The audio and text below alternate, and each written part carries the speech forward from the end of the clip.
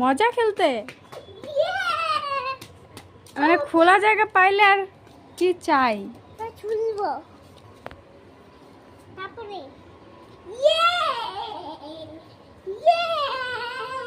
আমি তোমাকে রোজ একবার করে ছাদে আনবো খেলা করতে। হ্যাঁ হ্যাঁ,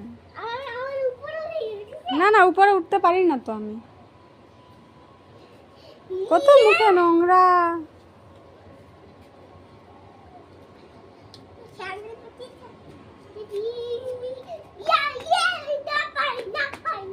লাফাও